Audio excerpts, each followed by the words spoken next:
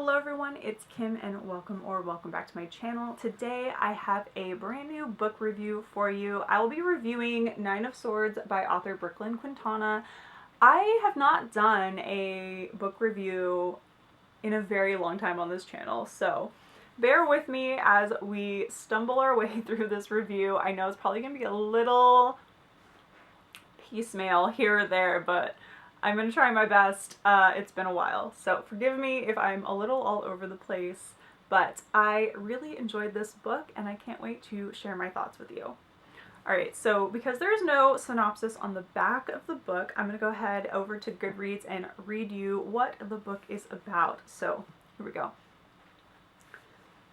A dysfunctional royal family, a generations-old secret, and a strange book with the names of those closest to the crown written within its pages all serve as the backdrop for Finn's surreal adventure through life, death, and the strange place that lies in between. Following a disastrous summer punctuated by mysteries and deaths, Phineas and Holland are sent from the comfort of their lives in Etheria to spend the next 10 months at the Morency Academy of Military Arts, located on a tropical archipelago. There, the boys will have to come to terms with their quirky instructors, volatile classmates, and their own tumultuous relationship if they have any hope of surviving the monsters, nightmares, and magic that await them on their quest to not only survive their first year, but to emerge as the champion of the end of the year games. So there's a lot that happens in this book. It's a chunky book, coming in a little over 750 pages, and those 750 plus pages are jam-packed full of magic, mystery, mayhem. It's a very, very wild ride, and I really enjoyed it. So let's get into a little bit more about the things that I really liked about this book. I want to start off with the setting, because it is the setting that really drew my attention when the author asked if I would like to receive a copy of this book. And I was like, okay, we have this high epic fantasy, we have some royalty, we have some, and I love all of those things, but what really drew me in was this setting of a tropical archipelago. First, like, in my brain, the juxtaposition between like a medieval royal castle-y vibe placed in this like academy of that same kind of feeling, placed in a tropical climate, was so intriguing to me. I was like, what is going to happen in this book? What can, in a fantasy world where we have more, like, I feel more like forest scenes and snowy scenes and maybe some like desert, this tropical water-filled setting, how is this all going to play in? And it was seamless. There's so much water-related activities and some water-related fears with some of the characters, and it all worked so well. And I absolutely thought it was a really cool idea to place a high fantasy on a tropical island. What a cool idea, and it worked really well. And so I'm very glad that that is what drew my attention to this book and what prompted me to read it. Now, for some of the tropes that we also find in this book, I personally love a good royal family storyline. I love it. I love a royal family storyline, especially one that is full of like political intrigue and mysterious deaths and all of that. And that is in this book, and it is fantastic. The family aspect of this book plays such a big part, and it plays a part through the entire thing.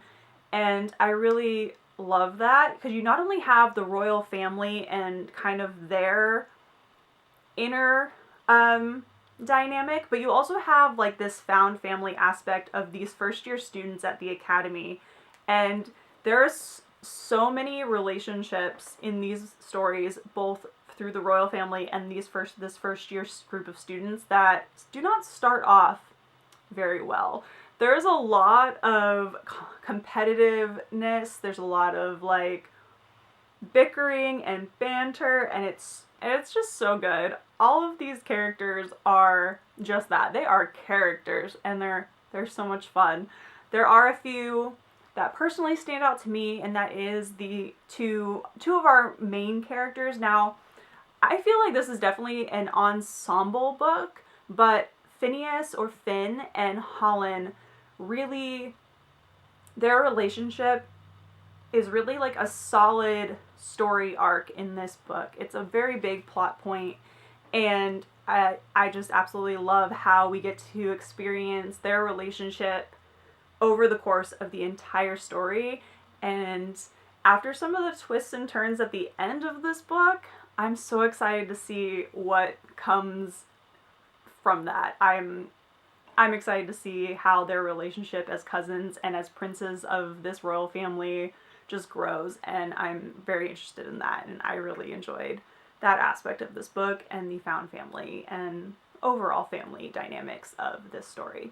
And then continuing on about all the different fun characters you have, this book really is a ensemble cast. We have multiple POVs from so many characters, and it's hard to pick a favorite. It really, really is, because there's just, each one is so different, and that is one thing I also find interesting about the author's writing, is that even though we have like these groups of people, you have different groups that have like that are from the same family. We have the royal family, and then other characters who also have relatives that we meet. And while the overall feel of each family is similar, each member of that family has their own quirks, their own personality, which I think is really a difficult thing to accomplish, especially in a fantasy and in a multi-POV where we are getting a look from the eyes of all of these characters. And I think that the author did that very, very well. And some of these characters are just so good, so like snarky and moody. I feel like if you like, now not every character I feel is morally gray, but we have a lot of them in this book. And if you like morally gray characters like I do, or like morally gray like underneath, or like some moody characters, some sarcastic, snarky characters, like you're gonna love this book, because there's so much snark and competitiveness, but also love and like friendship in this book between these characters. And it's another probably one of my favorite things, because I am such a character person. So to have all of these amazing characters was an absolute joy to read, and to get to see all the angles of the story. Continuing a little bit on these characters, I said I couldn't, it was hard to pick a favorite, but I do have two little favorite characters, and that is Buttons and Doug. And these are two animal sidekick type characters that appear in Nine of Swords. And that's all I'm going to say, so keep a lookout for them, because I love a good animal like sidekick with some personality, and we definitely get that with Buttons and Doug. Now, the synopsis did mention a little bit of magic. We do have a little flavor of magic thrown into this fantastical story, and I really enjoyed that element, because while it did add a bit of mystery, that is one of the bigger mysteries of like, where does this magic come from? Why do we have it? That is something that gets discussed. But not everyone in this story, in this book, has magical abilities. And I think it really balanced the book out between those who have some magic and those who don't, and how it's not necessarily everything in this particular setting and in this particular world, which I think is really cool. And it gave a perfect balance to the book and to the characters. I feel like if I continue to say my thoughts, I'm going to end up spoiling this book. So if any of the things I've talked about strike a chord with you and you're like, I want to check this book out, I will have it linked below so you can order your own copy. And I just want to say final thoughts. I really did enjoy this book. I loved it. And the ending,